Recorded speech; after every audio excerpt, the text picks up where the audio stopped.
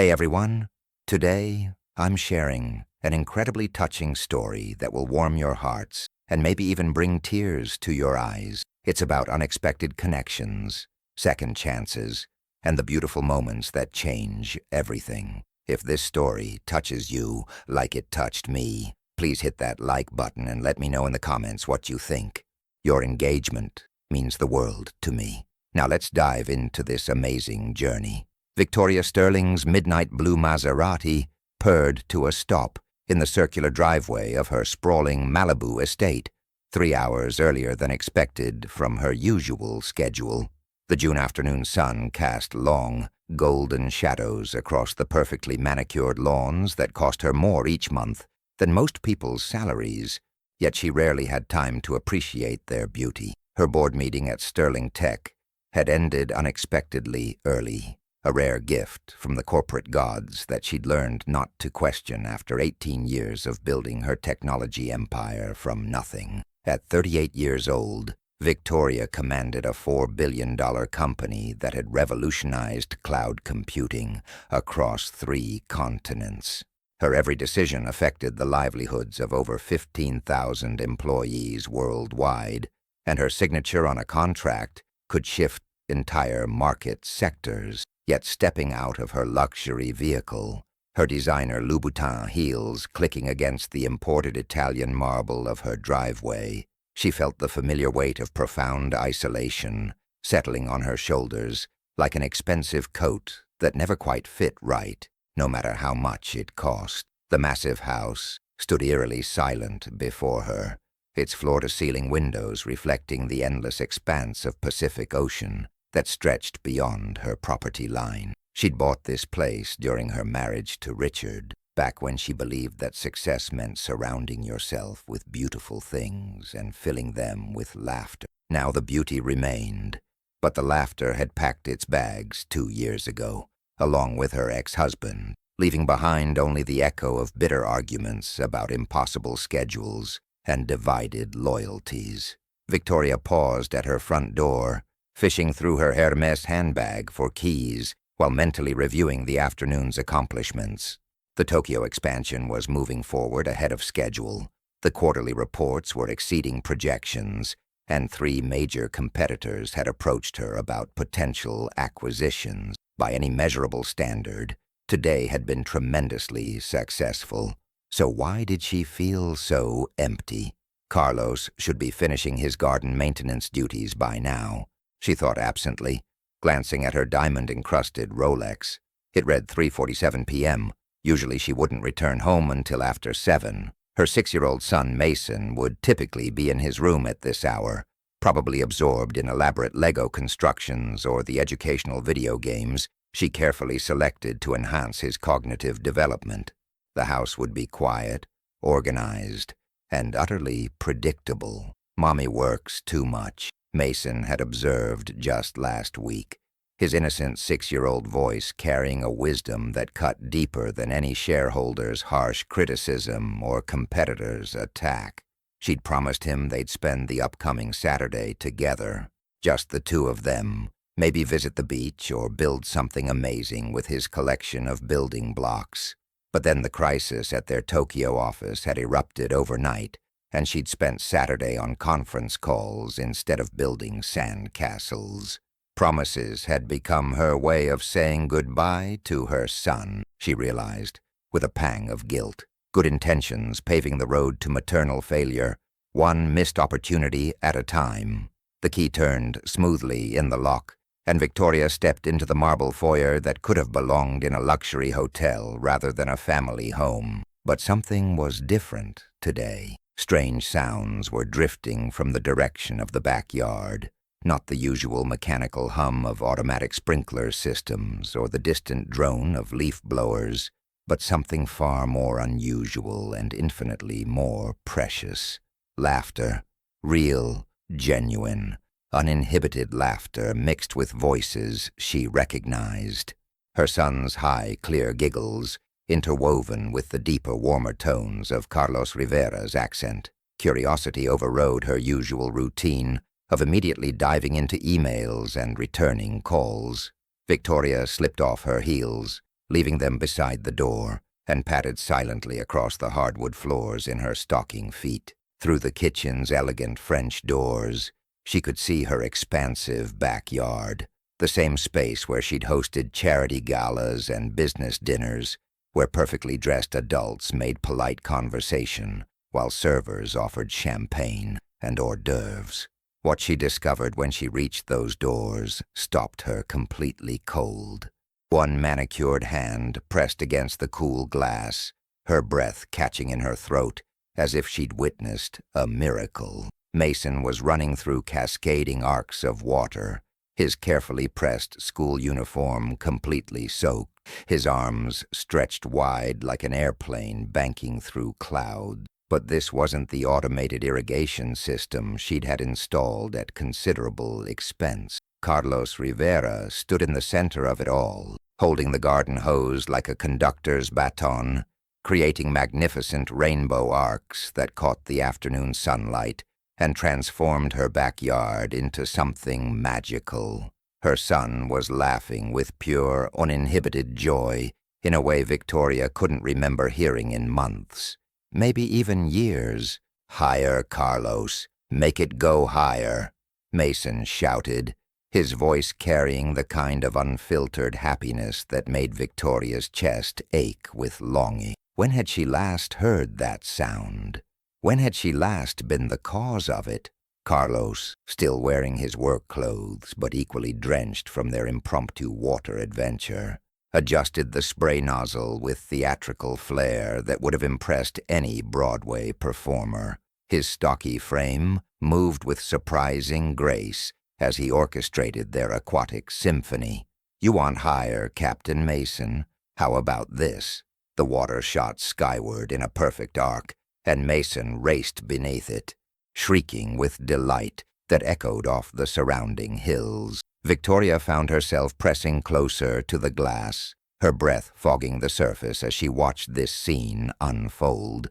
When had she last seen her son move with such absolute freedom? When had she last witnessed him smile without the careful politeness he'd developed around her, as if her very presence required good behavior rather than invited spontaneous play? The realization struck her like a physical blow.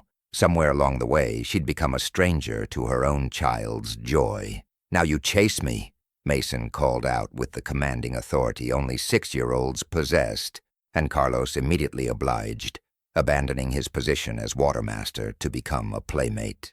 He chased Mason around the sprawling lawn, both of them slipping and sliding on the wet grass, their laughter creating a soundtrack Victoria hadn't realized her life was missing. She watched Carlos scoop Mason up in his strong arms, spinning him around, while the boy giggled so hard he could barely breathe. There was something achingly familiar about the scene, something that tugged at memories Victoria had buried beneath conference calls, quarterly reports, and the endless demands of corporate leadership.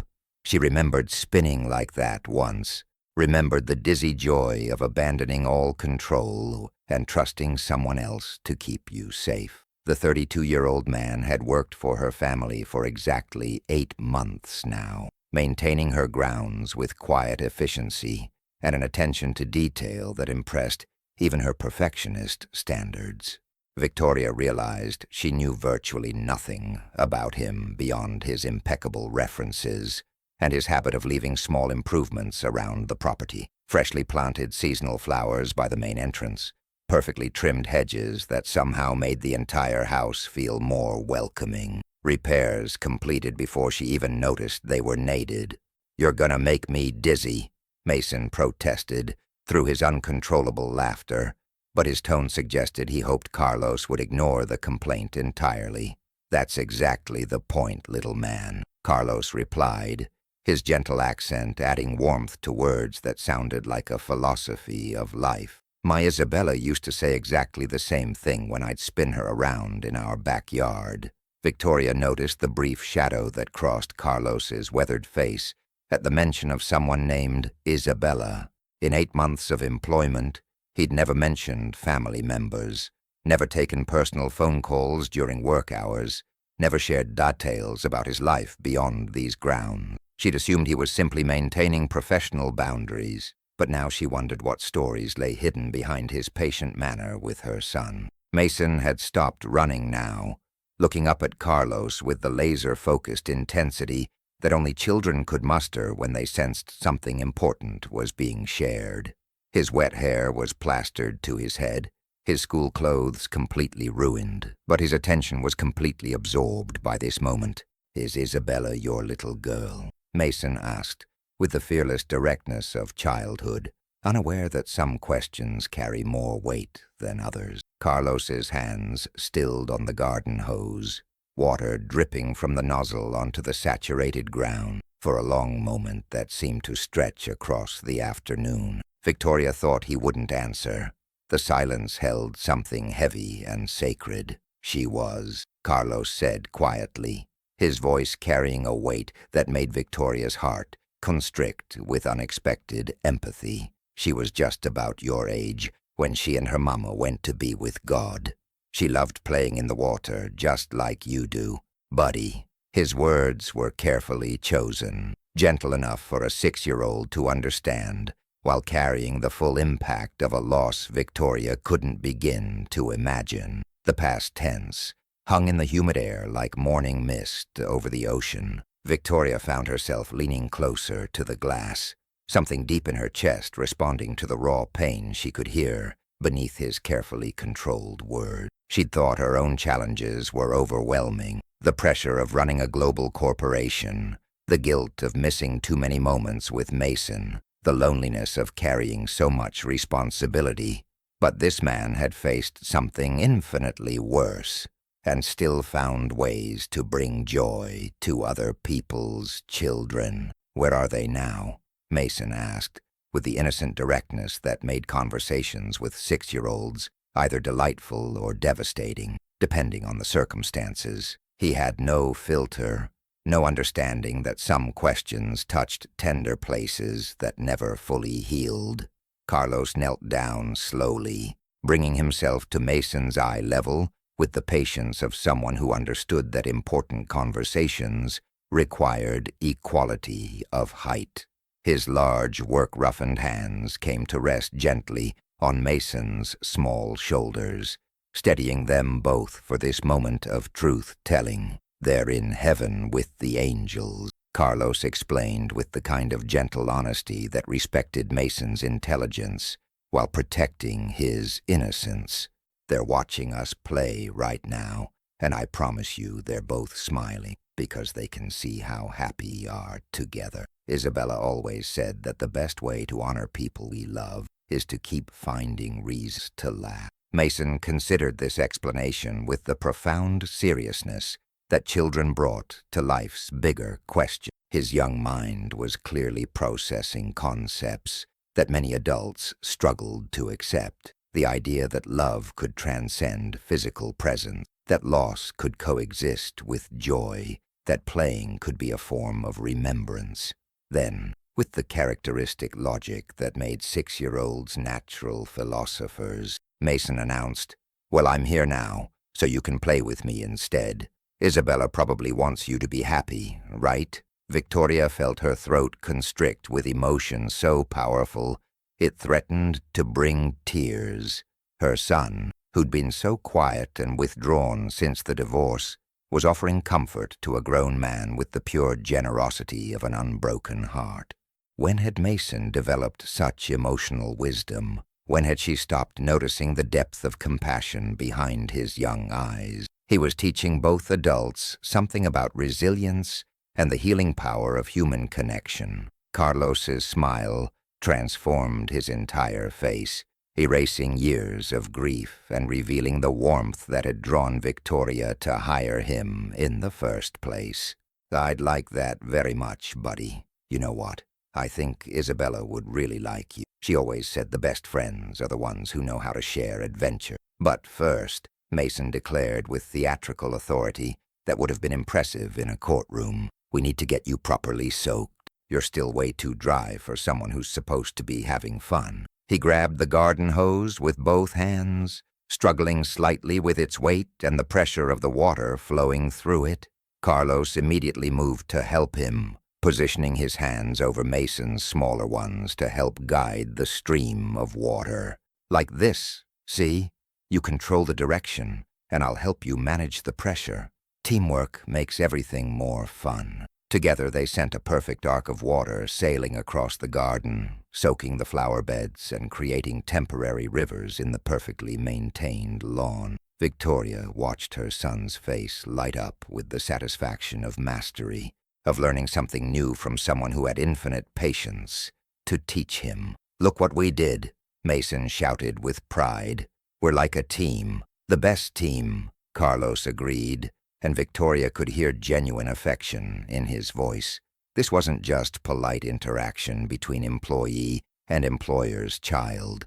This was real connection, real care, real presence, in a way that made Victoria suddenly understand what had been missing from her own relationship with her son. Victoria realized with shocking clarity that she'd been so focused on providing for Mason's future, the finest schools, the best clothes, a trust fund that would ensure he never wanted for anything material, that she'd forgotten to provide for his present. She'd given him everything except what he needed most, the gift of her complete, undivided, joyful attention. "Carlos," Mason said, his voice taking on the thoughtful tone that usually preceded his most insightful observations, "do you think my mommy would want to play with us if she was here?" The question seemed to freeze time itself. Carlos glanced instinctively toward the house, and for one terrifying moment, Victoria thought he might see her standing there behind the glass, watching like a spy in her own home. But his attention returned to Mason, who was looking up at him with the earnest hope that only children could maintain in the face of repeated disappointment. "I think your mommy loves you more than anything in the whole world," Carlos said carefully, choosing his words like a diplomat navigating international waters. "But sometimes grown-ups get so busy taking care of all the big important things that they forget the most important thing is right in front of them." "Yeah," Mason sighed, and the sound was far too heavy for someone who'd only been breathing for 6 years. "She's always working, even when she's here. Like, her body is here, but her brain is somewhere else with computers and meetings and stuff. You know what I mean?" Carlos nodded with understanding that seemed to flow from personal experience rather than polite sympathy. Sometimes adults get lost in their work because they think that's how they show love, by working hard to give you everything you need, but they forget that what you need most is just them, right here, right now. Victoria's hand flew to her mouth as if she could stop the sound of her heart breaking. Through her son's innocent observation and a near stranger's gentle wisdom, she was seeing herself clearly for the first time in years. She wasn't just absent from Mason's life. She was absent from her own life, going through the motions of living while missing the actual experience of being alive. "I wish she would play with me like this," Mason continued, absently poking at an earthworm that had emerged onto the wet stone patio. "When Daddy lived with us, we used to have water fights every Sunday after church. Mommy would get mad about the mess at first, but then she'd grab the hose and get us both. She used to laugh so loud the neighbors could probably hear her."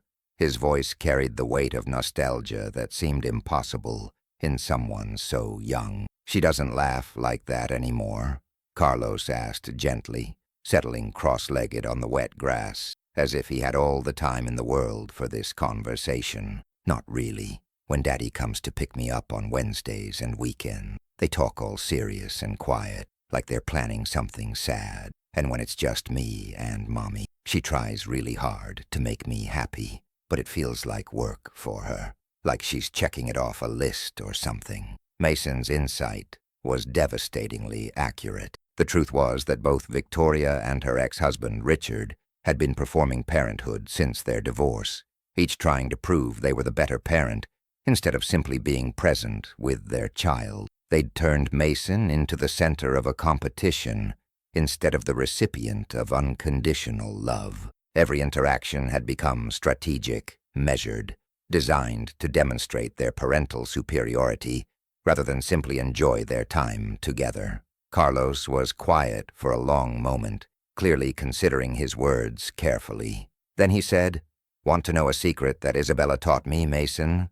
Sometimes the best way to help someone remember how to play is to show them that it's safe to get messy again." "What do you mean?" Mason asked, his curiosity overriding his melancholy. Carlos stood up, brushing wet grass from his jeans, and Victoria saw a mischievous glint in his eyes that made him look years younger. "I mean, what if we created the most amazing, most wonderful, most impossible to ignore water surprise for when your mom comes home? Not to get in trouble, but to invite her to remember what it feels like to be 6 years old again." Mason's eyes widened with possibility and just a touch of worry. "But she doesn't like messes. She always says the house has to stay perfect in case important business people need to come over for meeting." "That's just grown-up worry talking," Carlos said with a confidence that surprised Victoria with its gentle authority. "Deep down,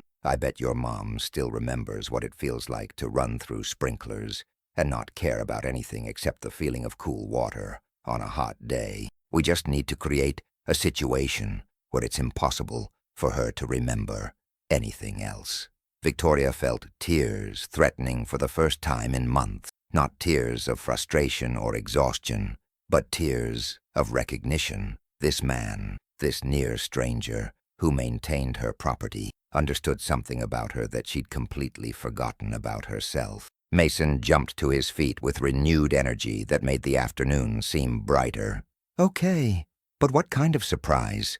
And what if she really does get mad?" The worry in his voice revealed how carefully he'd learned to navigate his mother's mood, how much energy he spent trying to avoid disappointing the adults in his life. Carlos knelt down again, bringing himself back to Mason's eye level with the infinite patience that seemed to be his natural state. "Mason, let me tell you something really important that I learned from Isabella. Sometimes the people we love most get so focused on protecting us and providing for us that they forget to enjoy us. Your mom works incredibly hard because she loves you. I can see it in everything she's done to make this beautiful home, in the way she's arranged your whole life, to give you every advantage." Victoria pressed both hands against the glass now, feeling as though Carlos was speaking directly to her soul across the distance of the backyard. In 8 months of working for her family, he'd observed what she'd been too busy and too afraid to acknowledge, that her love had transformed from joyful presence into anxious performance. "But maybe," Carlos continued, "she needs someone to remind her that love isn't just about working hard and providing things. Sometimes love is about getting completely soaked and laughing until your stomach hurts and not caring about anything except this one perfect moment." "Is that what you did with Isabella?" Mason asked with the intuitive understanding that allowed children to grasp complex emotional truth. Carlos's smile held both sadness and joy, loss and gratitude, intertwined like water and sunlight. "My Isabella taught me that before she got sick. She used to say, 'Papa, work is what we do to live, but play is how we remember why living is wonderful.' I forgot that lesson for a long time. After she and her mama went to heaven, I got lost in my sadness and my work, just like your mom might be lost in her worry and her responsibilities." Mason listened with the focused attention he usually reserved for his favorite stories.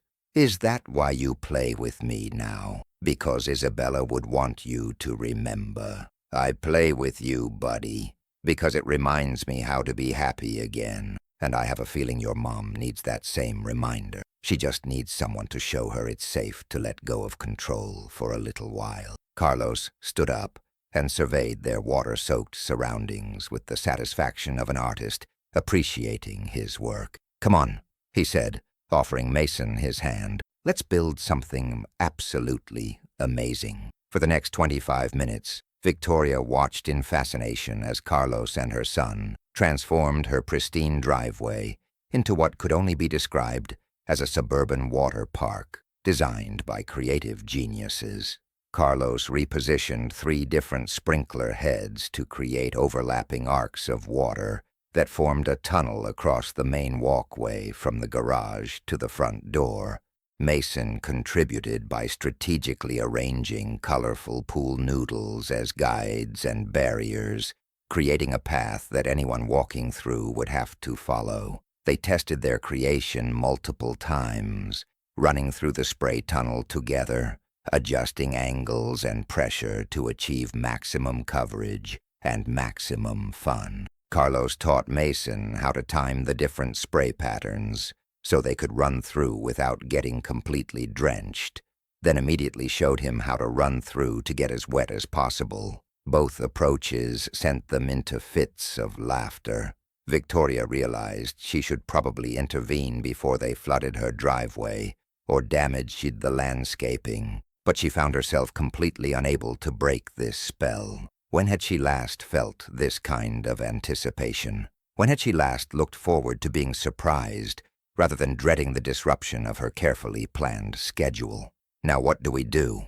Mason asked, as they stood back to admire their elaborate construction, both of them dripping wet and grinning like conspirators. "Now," Carlos said with the wisdom of someone who understood the art of perfect timing, "we wait for your mom to come home, and we show her that some of the best things in life can't be planned or scheduled or put in a calendar. We show her that sometimes the most important thing you can do is get completely, wonderfully, joyfully soaked." Mason's face was radiant with excitement and hope.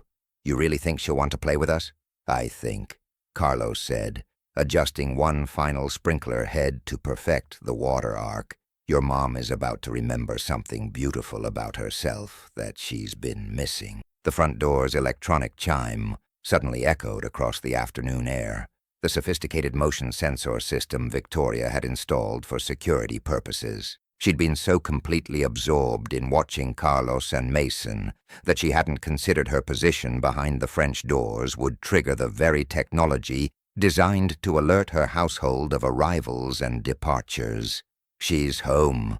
Mason's voice exploded with excitement that could have powered the house. "Carlos, she's really home early. This never happens.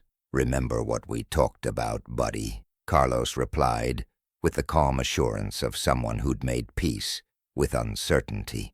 "We're going to show her that it's safe and wonderful to have fun. Whatever happens, we're going to be brave and kind and full of joy." Victoria realized she was standing at the most significant crossroads she'd faced in years. She could slip quietly upstairs, change into casual clothes, and pretend she'd just arrived through the garage entrance as she did every evening. She could maintain the carefully constructed routine that kept her safe from vulnerability and mess, and the terrifying possibility of not meeting everyone's expectations. She could preserve her image as the controlled, successful CEO who had everything figured out, or she could step outside and face whatever this moment was offering her, the chance to see herself through her son's eyes, to remember what it felt like to prioritize connection over perfection, to trust that love was stronger than the fear of getting her expensive clothes wet.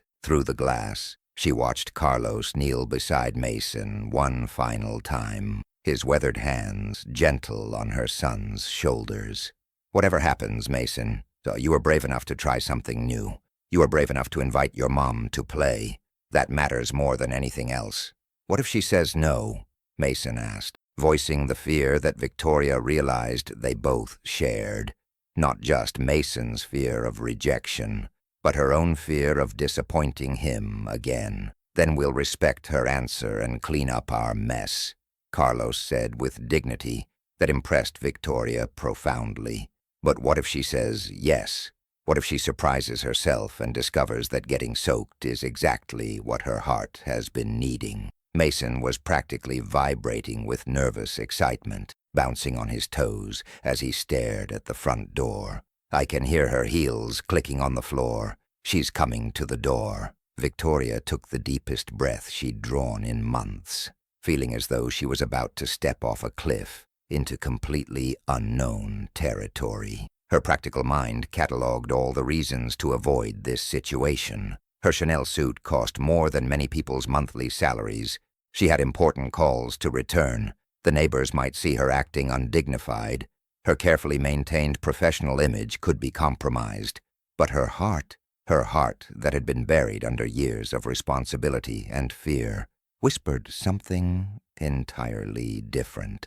It reminded her that Mason wouldn't be 6 forever, that opportunities for joy were rarer than opportunities for work, that love expressed through presence was worth more than love expressed through provision. She slipped her feet back into her designer heels, smoothed her skirt, and placed her hand on the front door handle. Through the beveled glass, she could see Carlos and Mason standing in their elaborate water wonderland, holding hands like soldiers preparing for battle, their faces turned toward her with expressions of hope and determination that made her chest ache with affection. Victoria Sterling, CEO of a $4 billion empire, opened her front door to face the most important negotiation of her life, not with business partners or competitors, but with her own capacity for joy. "Surprise!" Mason shouted the moment she appeared, his voice carrying every ounce of love and hope, and desperate wish that she would choose him over her fears. Carlos simply stood there beside him, his expression offering both apology and invitation, his presence somehow making the moment feel safe enough for her to consider the impossible. "We built you something amazing, Mom," Mason continued, gesturing proudly at their creation. "Carlos said maybe you'd like to remember what it feels like to play." Victoria looked at her son, really looked at him, and saw not just excitement, but profound hope. He was offering her a gift more precious than any business deal she'd ever negotiated, the chance to step into his world and be present in his joy. The CEO in her wanted to redirect this situation toward more manageable territory. The perfectionist in her wanted to protect her expensive clothing and maintain adult dignity.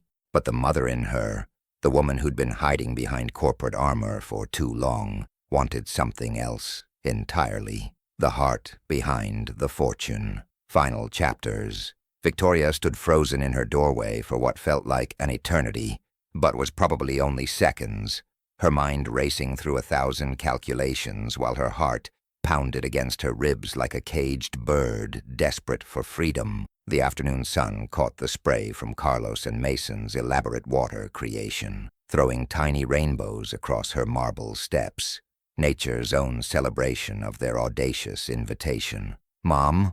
Mason's voice carried a tremor of uncertainty that cut through Victoria's paralysis like a knife. Do you want to try it?" She looked at her son's face, at the hope and fear warring in his 6-year-old eyes, and realized this moment would define something fundamental between them. Not just whether she would get wet, but whether she would choose connection over control, presence over perfection, love over fear. Every parenting book she'd ever read, every business strategy she'd ever implemented, every carefully constructed plan she'd ever executed had led to this single, unscripted moment. Victoria began, then stopped, her voice catching on words that felt too small for what she was feeling. Her expensive suit suddenly felt like armor she no longer wanted to wear.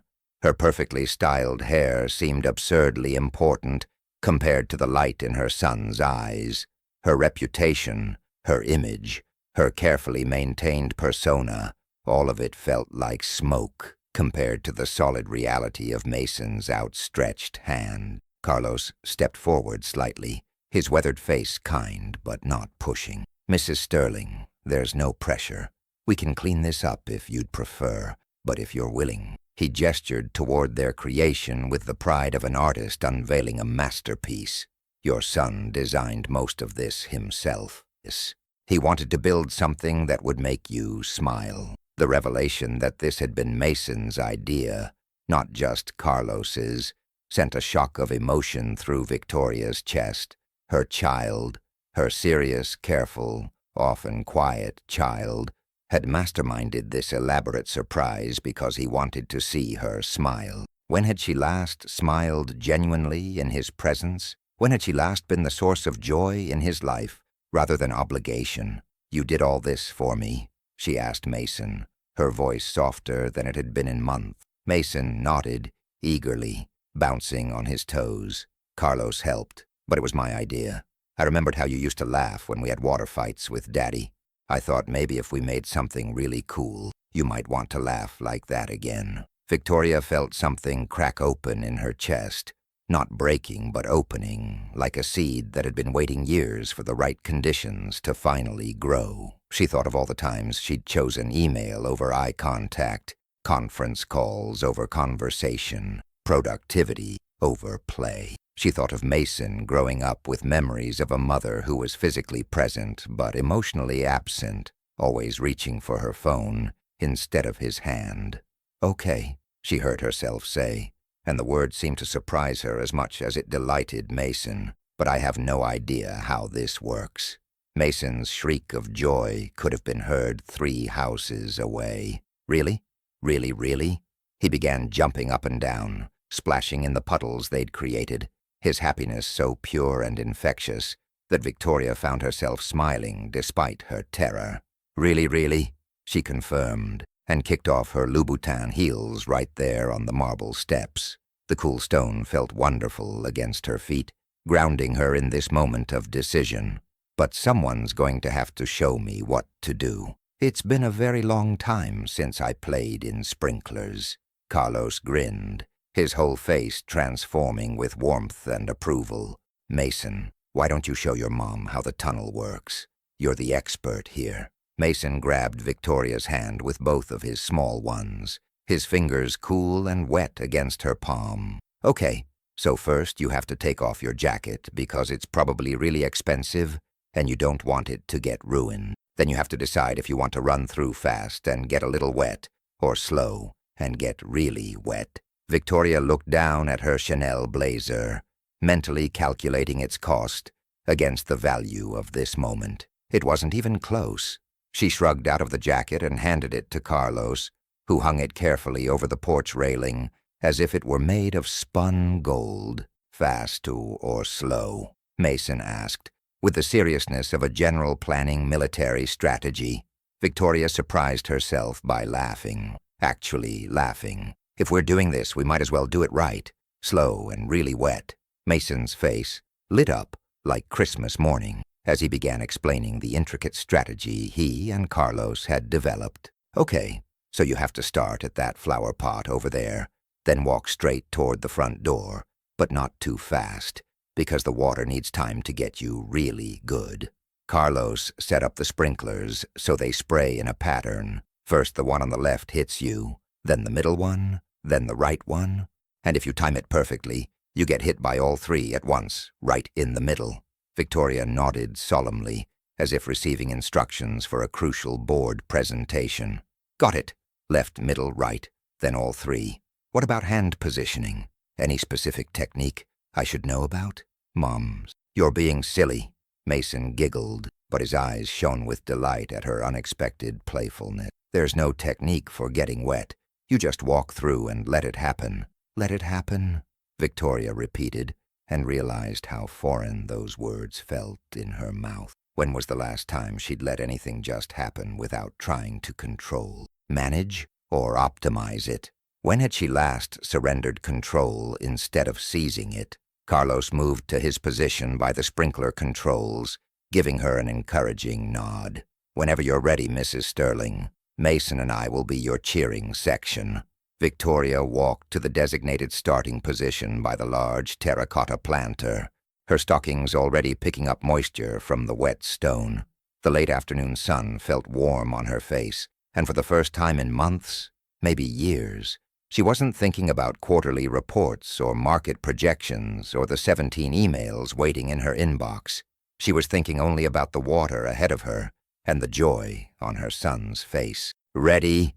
she called out, and began walking forward. The first spray hit her left shoulder and arm, surprisingly cold against her silk blouse. Victoria gasped, then laughed as the water soaked through the expensive fabric. The middle sprinkler caught her full across the chest and stomach, and she threw her arms out to the sides, embracing the sensation instead of trying to minimize it. "You're doing it, Mom. You're really doing it," Mason shouted, clapping his hands and jumping up and down in excitement. But it was the third sprinkler that changed everything. As Victoria reached the center of their water tunnel, all three spray patterns converged on her at once, creating a cascade that soaked her from head to toe in seconds. Her carefully styled hair collapsed against her head. Her makeup began to run. Her silk blouse became transparent, and her pencil skirt clung to her legs.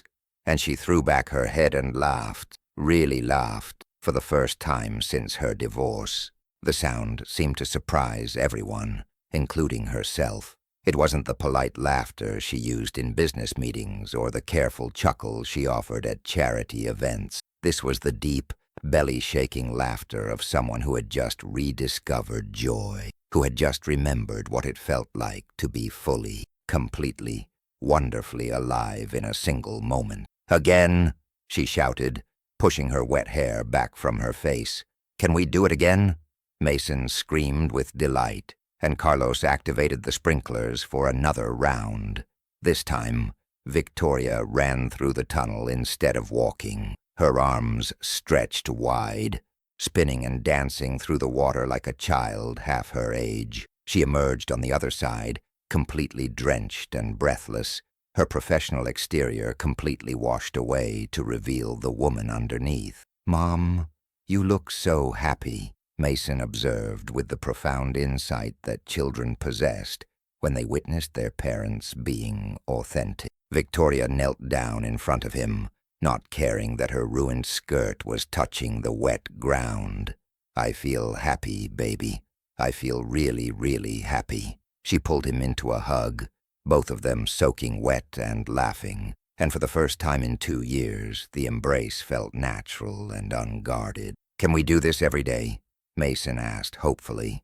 "Maybe not every day," Victoria said, considering the practical implications while trying to hold on to the feeling, "but definitely more often, much more often." She looked up at Carlos, who was watching them with an expression of quiet satisfaction. "Thank you. I don't know how you knew, but thank you for helping me remember." Carlos smiled, his eyes crinkling at the corners. "Isabella always said the best gifts are the ones people already have inside them. They just need someone to help them unwrap them." The mention of his daughter brought a moment of soberness to their celebration, but it wasn't sad. It was grateful. Victoria realized that Carlos had honored his daughter's memory by helping another child reconnect with their parent, by helping another family find their way back to joy. "I'd like to hear more about Isabella sometime," Victoria said gently. "If you'd like to share." Something shifted in Carlos's expression. Surprise, perhaps, that his employer was interested in his personal story. "I'd like that very much, Mrs. Sterling." "Victoria," she corrected, wringing water from her hair. "After today, I think we're past formalities, don't you? And I have a feeling this is just the beginning of some very interesting changes around here." She looked at Mason, who was attempting to catch water droplets in his mouth from the still-running sprinklers. "What do you think, buddy? Are you ready for a mom who knows how to have fun?" Mason's response was to grab both Victoria and Carlos by the hands and attempt to drag them back through the water tunnel together. "Group run," he announced, all three of us at the same time. What followed was perhaps the most dignified CEO in Silicon Valley history, running hand-in-hand with her son and gardener through an elaborate sprinkler system in her front yard, all three of them laughing so hard they could barely stay upright.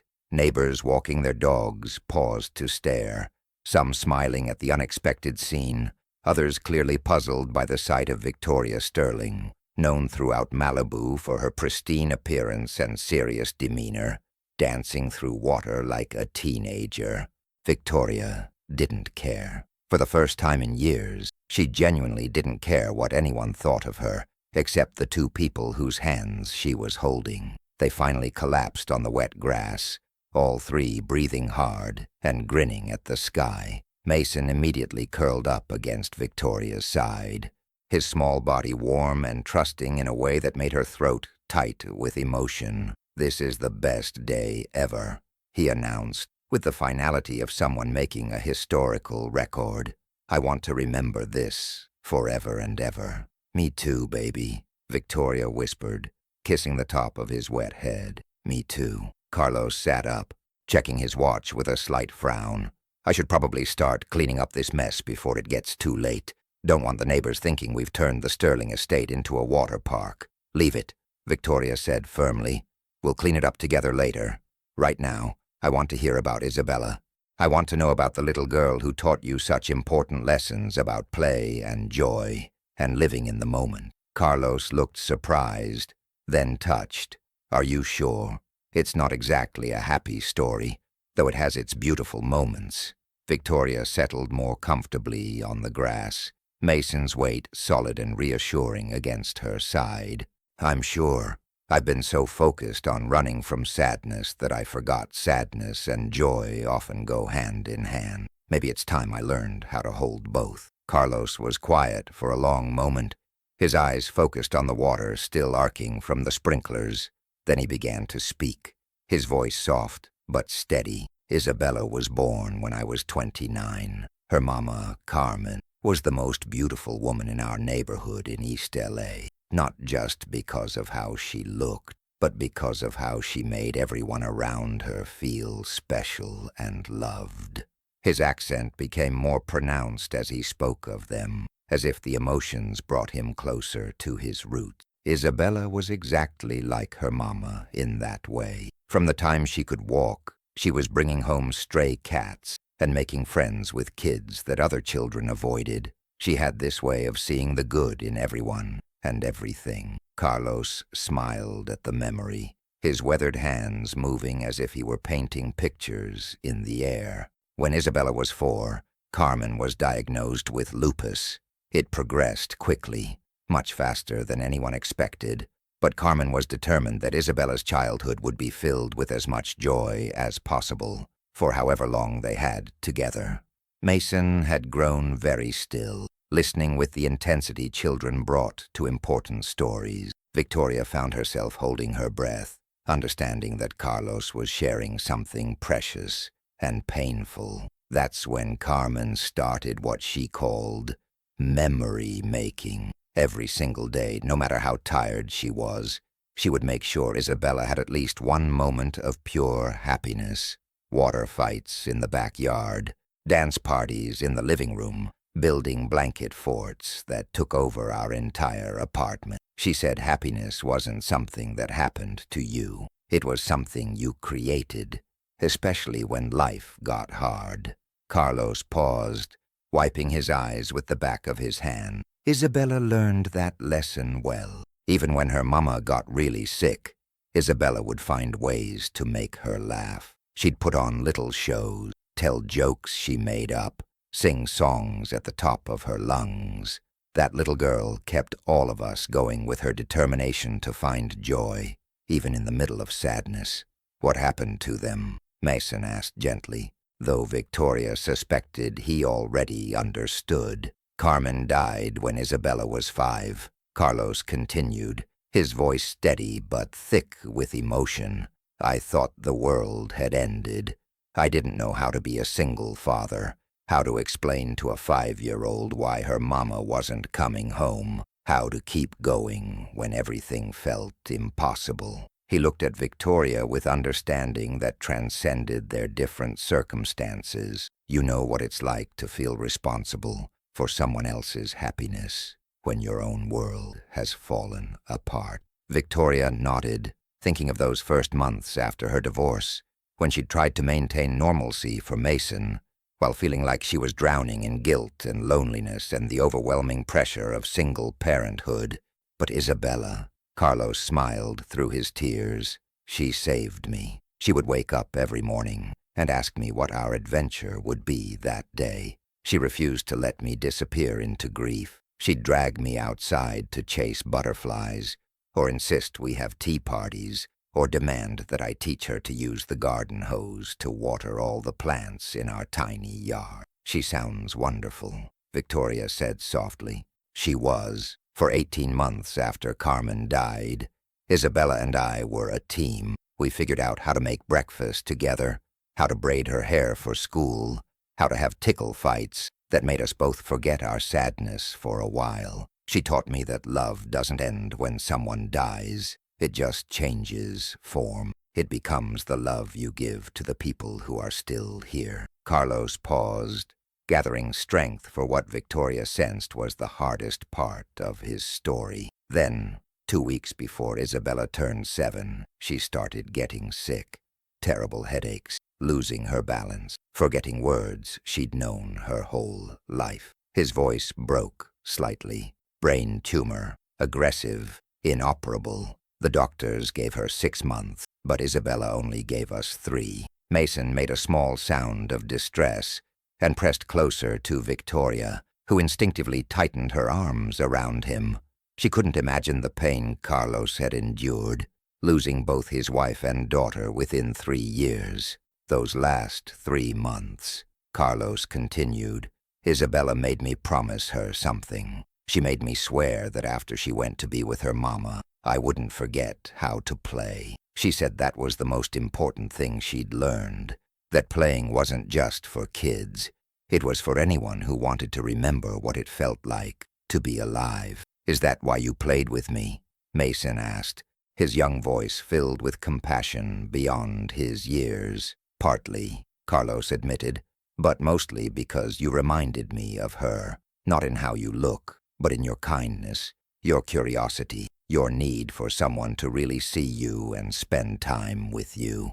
When I saw how much you needed someone to play with, someone to really pay attention to you, I heard Isabella's voice telling me this was my chance to honor her memory. Victoria felt tears streaming down her face, understanding now that Carlos's gift to Mason had been much more than simple kindness.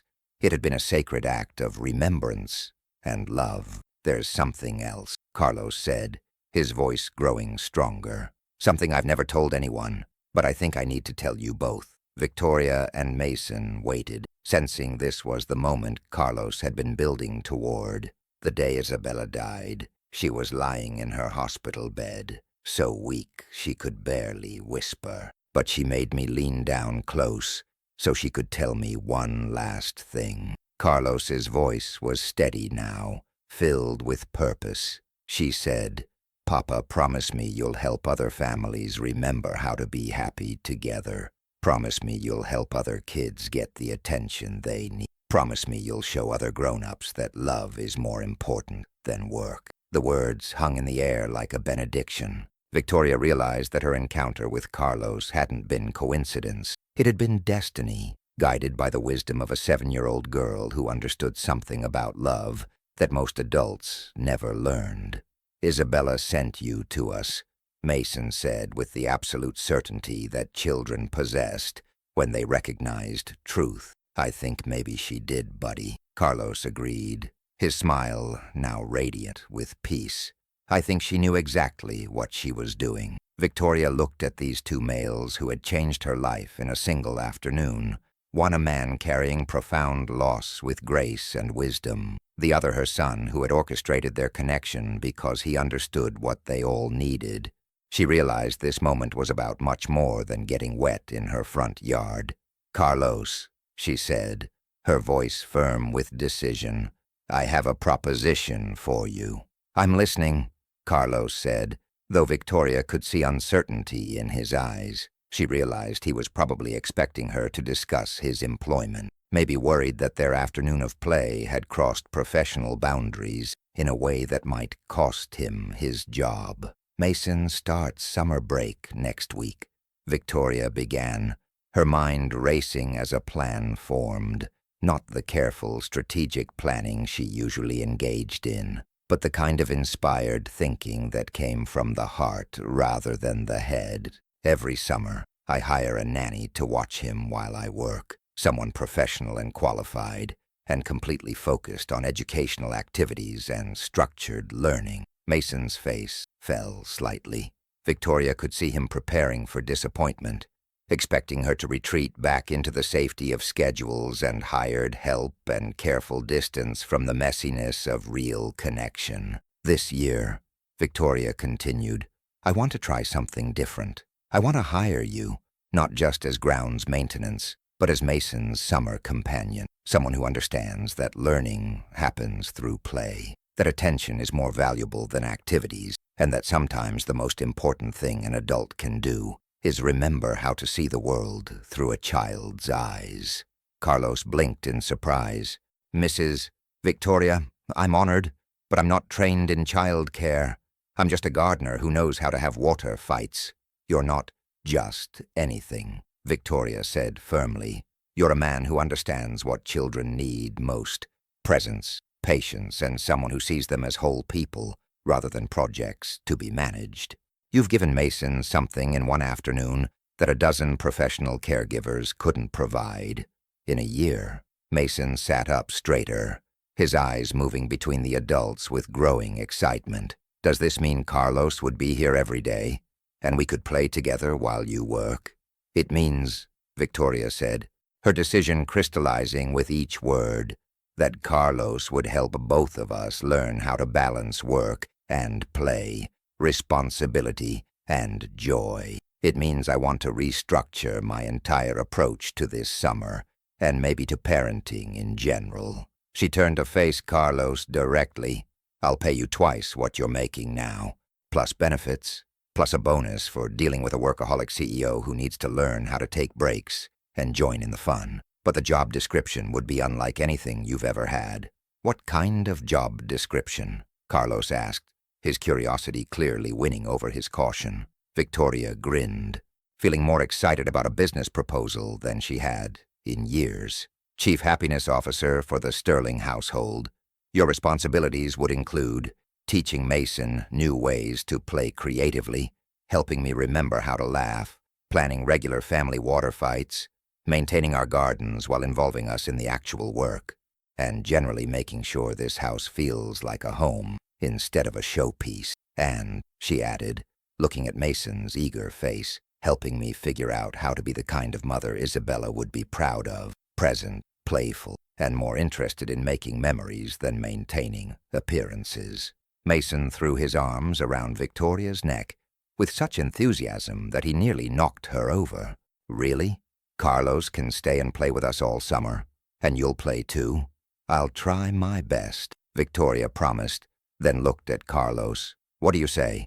Are you willing to take on the challenge of reforming a reformed workaholic and her son who's forgotten how to expect his mother's attention? Carlos was quiet for a long moment, and Victoria could see him processing the magnitude of what she was offering. Not just employment, but the chance to become part of their family's healing, to honor Isabella's memory by helping another parent and child find their way to each other. There's one condition, he said finally.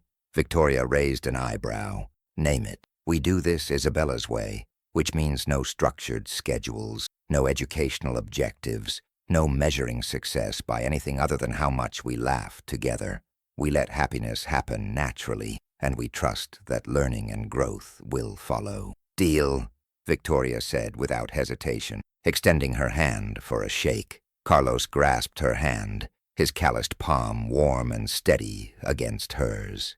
Deal, but I have to warn you, Isabella's way can be pretty messy. Lots of water fights, mud pies, kitchen experiments that don't always work out. You sure you're ready for that level of chaos?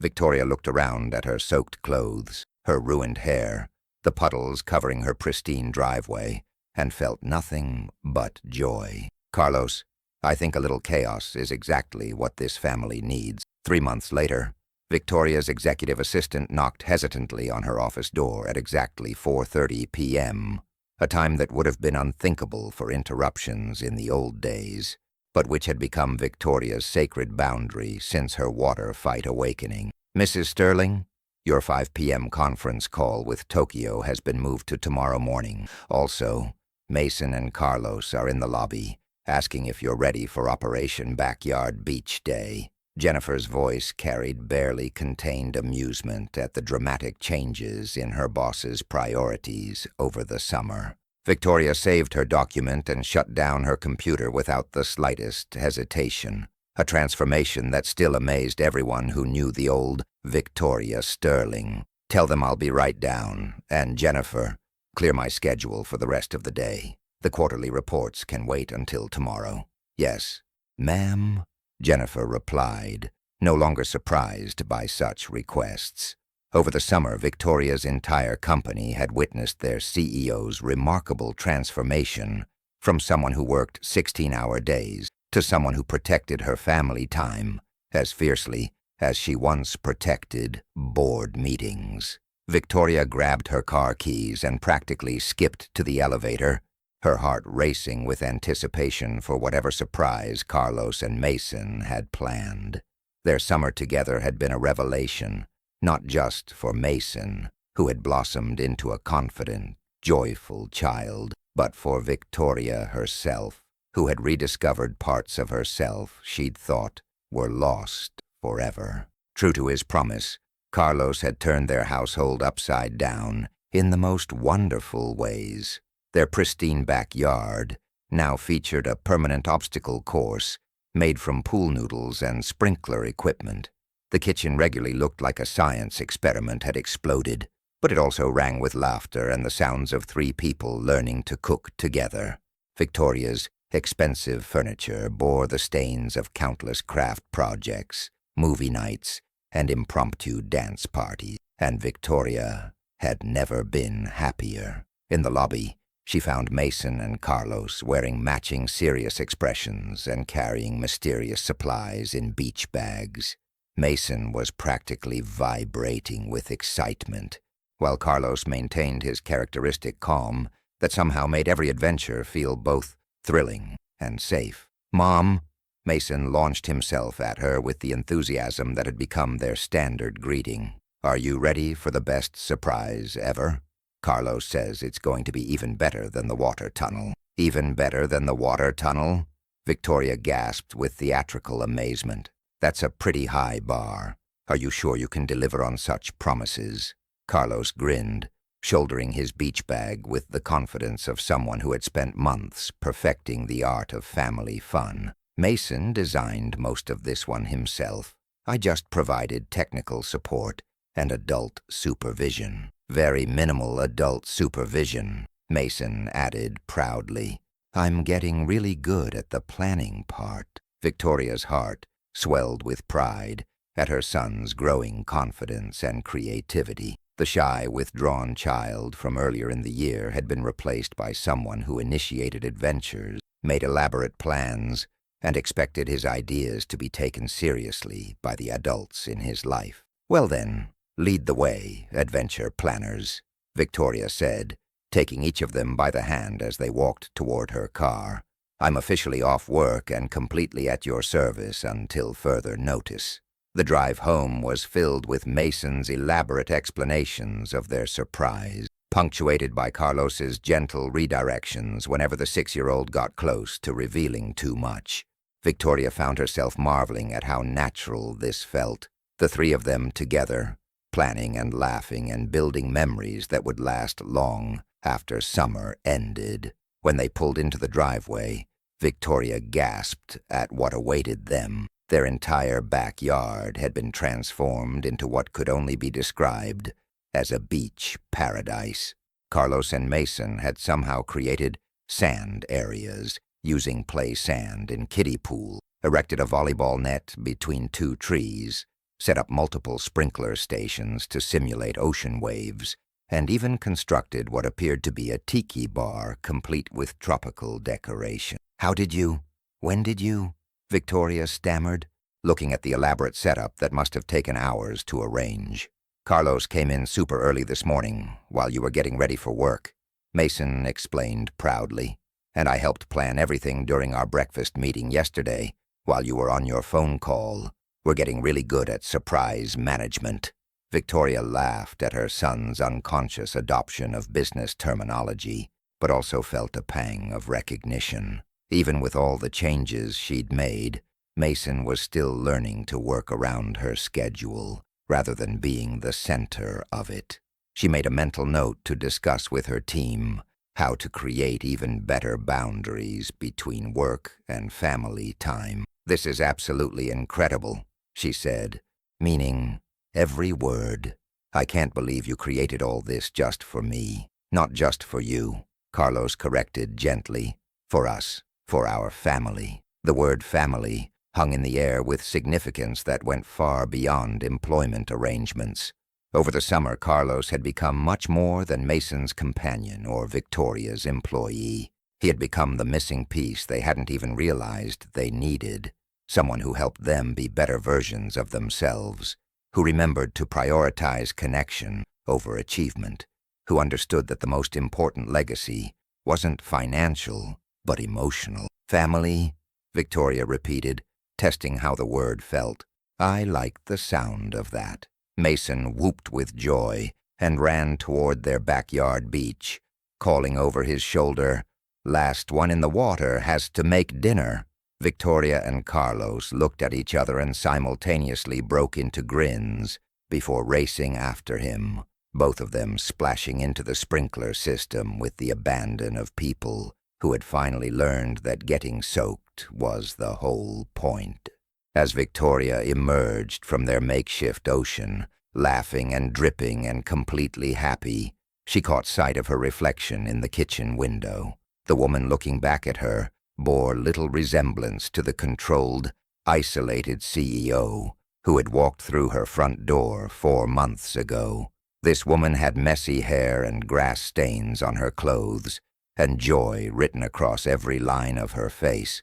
This woman looked like someone Isabella would have been proud to know. "Thank you," Victoria whispered to the sky, not sure if she was speaking to Carlos's daughter, or to the universe in general, or to her own capacity for transformation. "Thank you for showing us how to find each other." The afternoon sun caught the water droplets in her hair, creating tiny rainbows that danced around her face like blessing. And Victoria Sterling finally understood that the greatest fortune wasn't measured in dollars. It was measured in moments like these, when love flowed as freely as water, and laughter echoed off the walls of a home that had finally learned how to be happy.